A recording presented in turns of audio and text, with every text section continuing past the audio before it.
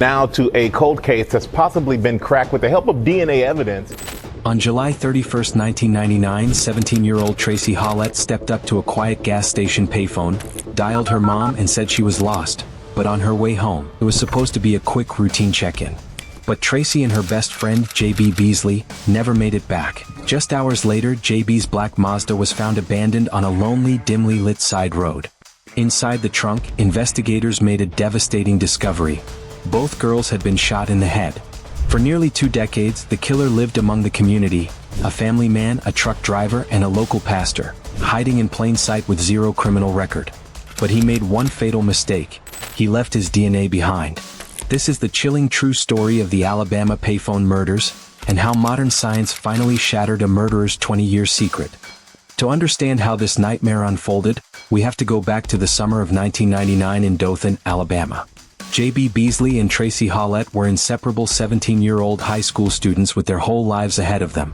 JB was an aspiring dancer, vibrant and full of energy, while Tracie was known for her warm, caring personality and close bond with her family.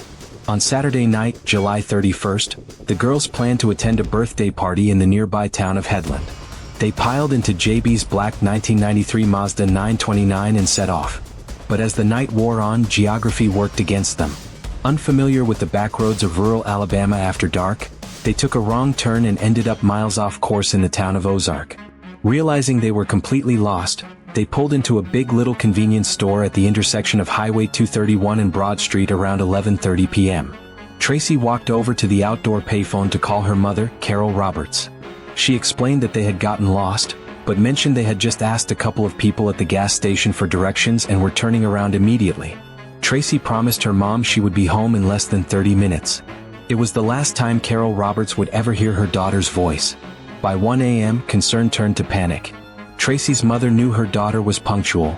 If she said she was on her way, she should have been back. When dawn broke on Sunday, August 1st, both families alerted local law enforcement. The Ozark Police Department began retracing the route between Ozark and Dothan.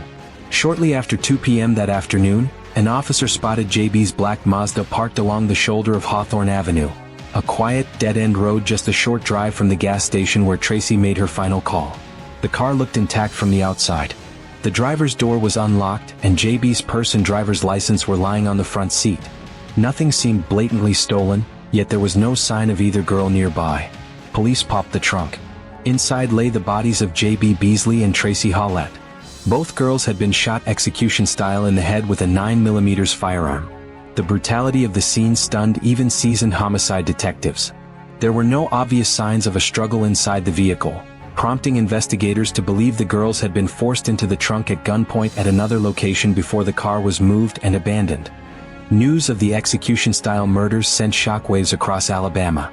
Ozark was a small, close-knit town, and the realization that a cold-blooded killer was roaming their streets created widespread panic. Police launched one of the most extensive investigations in the state's history. They interviewed thousands of individuals, tracked down hundreds of tips, and brought in the FBI and the Alabama Bureau of Investigation.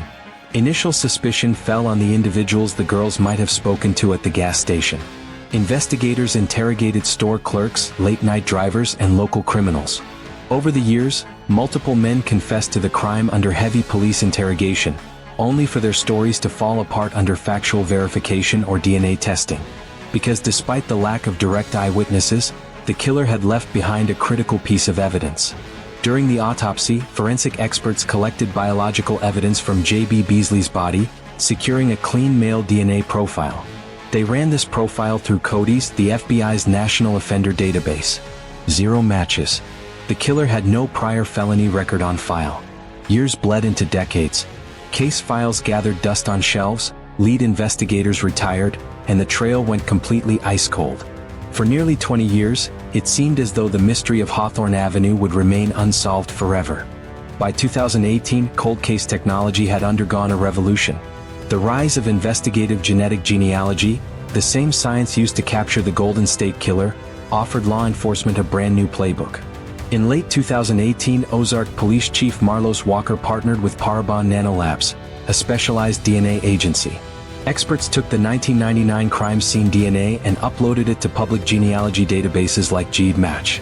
Instead of searching for an exact match to a criminal, the algorithm searched for relatives, second, third, and fourth cousins who had submitted their own DNA for family tree research. Genealogists built massive family trees backward to identify common ancestors, then worked their way forward to locate living descendants who matched the age, gender, and geographical location of the suspect in 1999. The search narrowed down to one family tree in southern Alabama, eventually isolating a single individual, 46-year-old Coley McCraney. McCraney was not a fugitive hiding in the shadows. He was a local truck driver, a U.S. military veteran, and a well-liked minister who preached at a local church.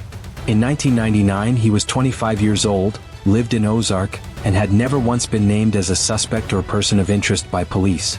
In March 2019, undercover officers shadowed McCraney to obtain a fresh DNA sample without his knowledge, collecting a discarded item he had used. The sample was rushed to the state forensics lab. The result was definitive. The DNA recovered from the 1999 crime scene matched Coley McCraney. The odds of a random match were 1 in 3.8 billion.